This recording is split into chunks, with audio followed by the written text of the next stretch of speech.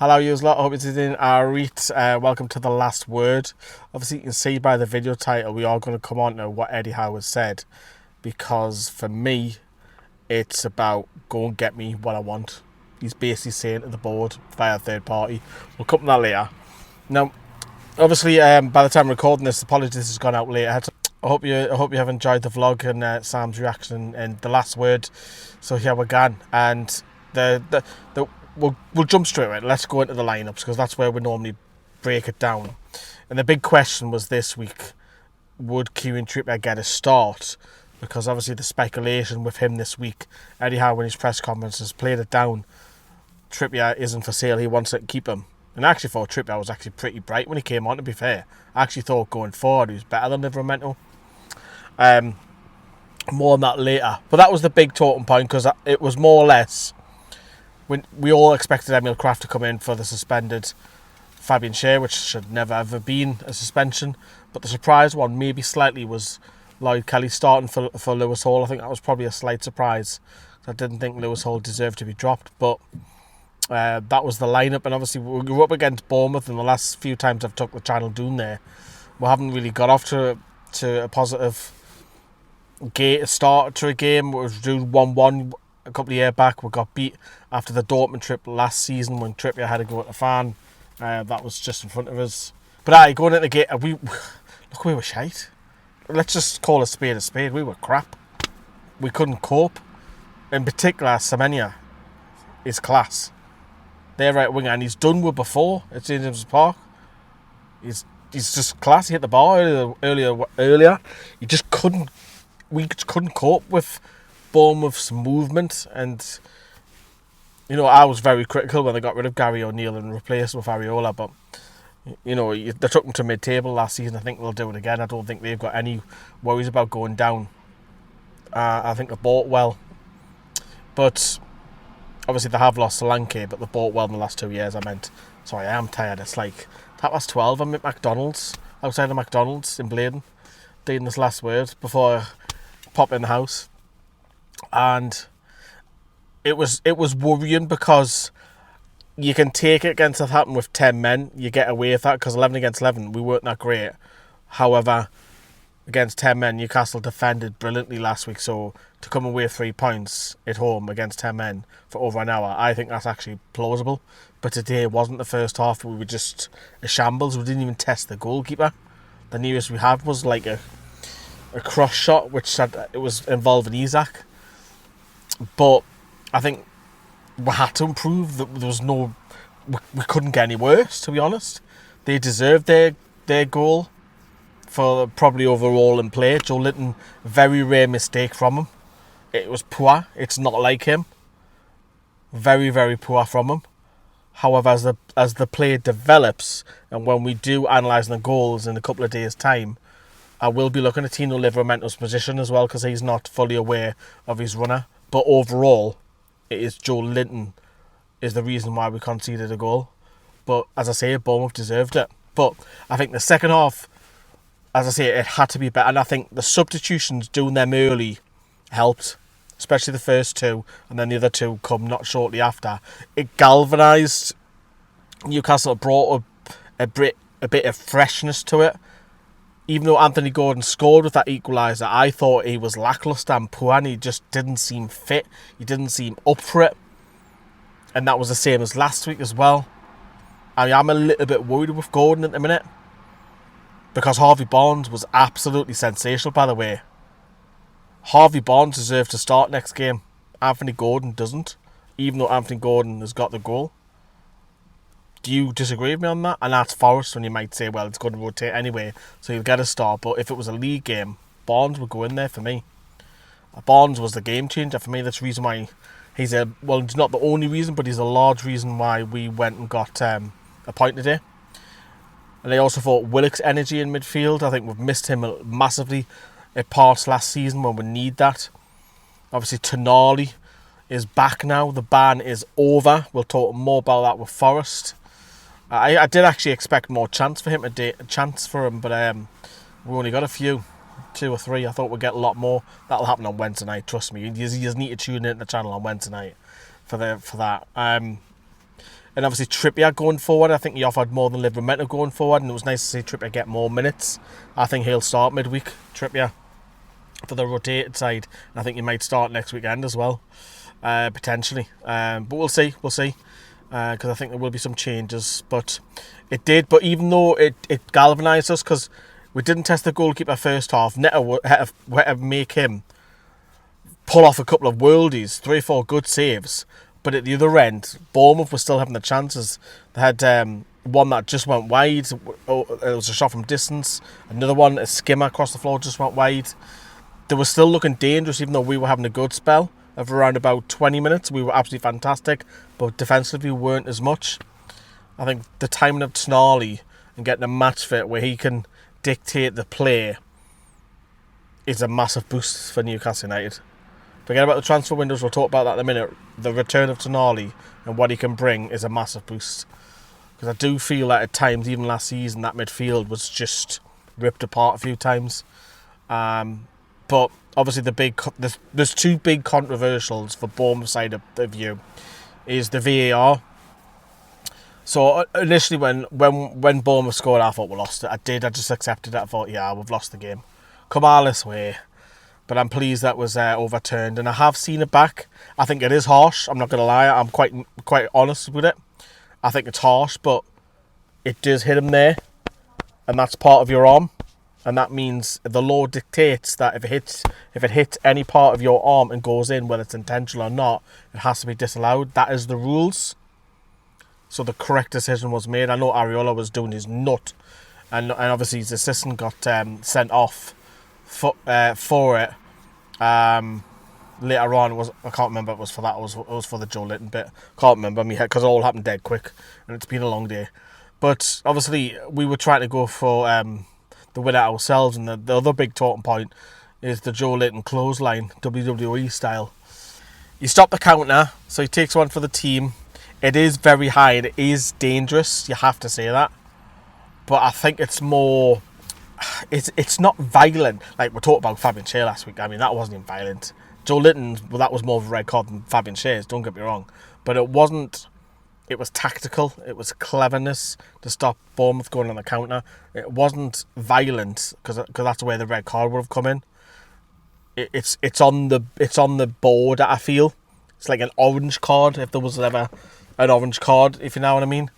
So Bournemouth felt obviously aggrieved to it, but I don't think that would have made any difference to the result anyways if Joe Linton was sent off. It was right at the end. But Newcastle came away with a point. The players come over. Trippier, by the way, got a great reception from the away fans today. That was good to see. So we came away with a point. It was good to see him get a bit of that. And when I walked to the ground, because I was in a mad rush to get back to my train, and I don't like feeling rushed. I don't like that side. This is when I like the car. But I understand long distance and I had to get out of there. But I haven't looked at some of the quotes when I did get some signal on the train back into like Woking, London area. I seen what Eddie Howe had said just before we talk about that. This is what he said about the performance today. Yeah, I thought we started the game really well. I thought first 15 minutes we were the better team, took control of the game. I think then we lost that control and it was a bitty end to the first half.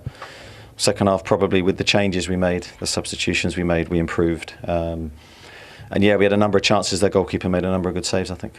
Well, I think we were passing the ball really well early on. I think there was a really good energy to the team. But Bournemouth were a difficult team to play against. They break up the game very well. They transition really well. As we said before the game, they got pace in the team. And I think it was one or two of those transitions and suddenly we became a bit more stretched than we were. It was end to end. I mean, it was a really fast-paced game. I think both teams gave everything to try and win. There was chances for both teams at the end. I think overall we're pleased with the point and pleased with the comeback. Yeah, it was probably a little bit reckless from Joe. I think that definitely you could see what he was trying to do. He was trying to stop the goalkeeper, take a quick free kick, but he shouldn't go near the head area. So that's something we'll talk to him about. So that was Eddie Howe. Let's just cut straight to the chase. Eddie Howe has basically said it's not in his control. Effectively what he said, and you can see the quotes on your screen there, what he's basically said is that I don't feel I'm backed. That's what it looks like to me. When I say that, I think he hasn't been backed, and I've I went on the overlap and said that. I was classed as being negative on social media by the typical stereotypes. I wasn't positive, and I still feel that way. Eddie Howe has not been backed so far in this transfer window. You look at those signings that have come through the door, and yes, for the people that want to criticise him and say, oh, well, he's got Lloyd Kelly, he's got Will Asula, say that again. Say it again at home. He's got Lloyd Kelly and Will Asula. Really? You think those two players are going to push you to the next level? They've come in as squad players. One's got potential, but he's nowhere near the finished article. Kelly will be a squad player.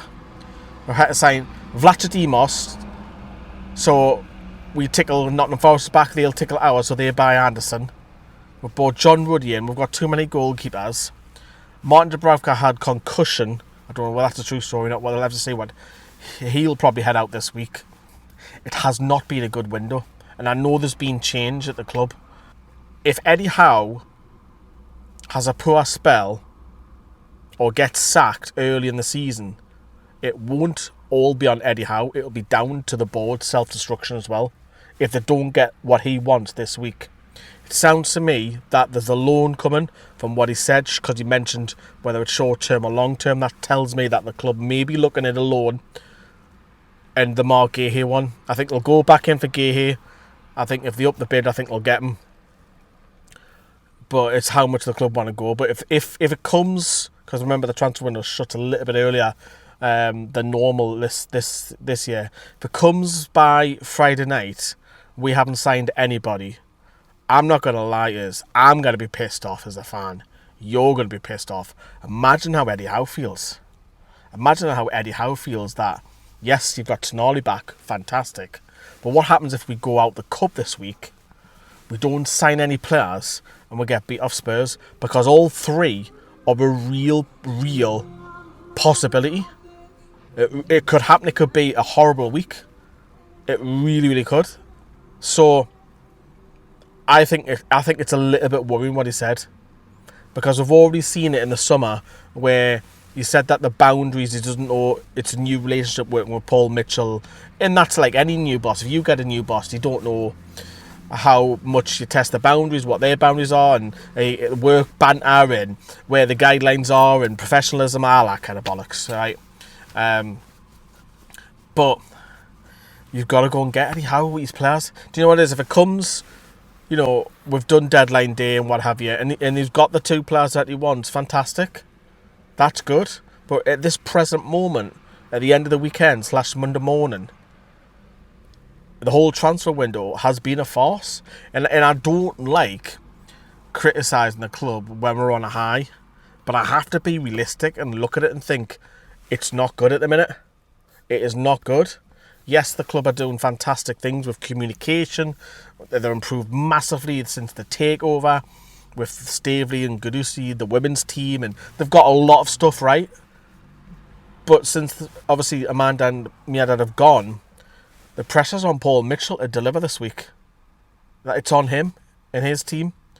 Go and get Eddie Howe what he wants. Because for me, it doesn't sound positive when a manager's coming out and saying that. And obviously the England job is still there, because Lee Carsley's only got an interim level. If Eddie Howe isn't backed, I don't think Eddie Howe would walk. But if Newcastle have a poor spell of, I don't know, 4 or 5 games where they lose or draw a few, and they're lingering in 13th, 14th place come October or something like that, or November, that England job's still there for him, you know, because England will come calling. Whether they can get him out the contract or not, that's a different matter, and if it's too much for the FA and whatever. But it's a little bit worrying, and it's probably the first time for me, and probably for yous, that it's not a good moment that I feel. It's probably, how can I word it? It's probably the stress and the fractures of not signing what he wants is probably taking its toll a little bit, because when you see managers little pockets of third party, Rafa did it all the time, remember, it doesn't look good. It doesn't, because everything's been positive, and this is the first time really that it's been a bit oomph with transfers since the new ownership. And yes, we're dictated by FFP and PSR bollocks. We're all now that, didn't we? We'll have to see what happens. It's a massive week because, as I say, it could all go tits up going out the cup. No player signed, getting beat off Spurs. But then again, on the positive side, we can go through against Nottingham Forest. We could sign a couple of players. That'll make Eddie Howe happy. And we might get a positive result against Spurs because we seem to at home. And plus, Tonali's back. So that could be also put in there as well. But look, we'll have to see. I think a point, going back to the game overall, I think a point a day. I think in some spells we're probably a little bit lucky to get away with a point, but that spell of 25 minutes is promising, but we're still a little bit of way off for me. Yeah, I know it's early in the season, but Spurs is a test. Forest one will probably be two different sides rotating. The Spurs one is our first test this season. And 4 points on the two opening games, when you look at it and think, okay, Newcastle haven't been great, but we've been 10 men for an hour in the first game. We've picked up a point away from home. We haven't played great football, so that's a sign of a good thing as well, because naturally you would expect it to get better. Obviously, there's players still to come back in, like Callum Wilson, Lewis Miley, who was on my flight the night, by the way. He was literally sat right next to us. Well, the row behind us to the right. So he was literally on my flight the night. You've obviously got the long injuries to Lascelles and the whole captaincy debacle this week as well. That wasn't very positive either. Botman. So we've got a few that are coming through and hope come back from injury, and hopefully we don't have any more. But luckily we're only playing one game a week most weeks this season, which Pep Guardiola has come out and said, interestingly, that Newcastle are the ones to watch out for this season because of the way we play. But, you know, even Gordon looked a little bit off it. I think he needs either, I don't know with Gordon, because he hasn't really played for England, but he's consistently had to train. Because the year before, if you remember, he had the Euros and won that with the under-21s. He got player of the tournament. Straight into the season with Newcastle. Fantastic season. And then straight in England, he didn't play, but he's still having to train. And he hasn't had much time off. So I think he'll come out the side on Wednesday for Harvey Barnes, because I think there will be some rotated. But if this was the league game, if we were playing Spurs midweek, I would take Gordon out the fire line. Because I don't think it's a bad thing every so often, and also it motivates players to look. You're not undroppable, what have you. But anyways, I hope you've liked that discussion. Tag myself, outside McDonald's in Bladen. It's 21 in the morning. I need to get in. I've got my McDonald's here as well. But I hope you've enjoyed the videos. Hope you like that discussion. Please do give this video a massive thumbs up as well. I'm going to be looking at the 2 goals in a day or two, because tomorrow I'm just going to, well, today when this video goes out, I'm just going to relax and chill. Hopefully one of the other 2 lads do a video. But there we go. Love yous and leave yous, everyone. Take care. Watch what is it, Dean. Ta-da.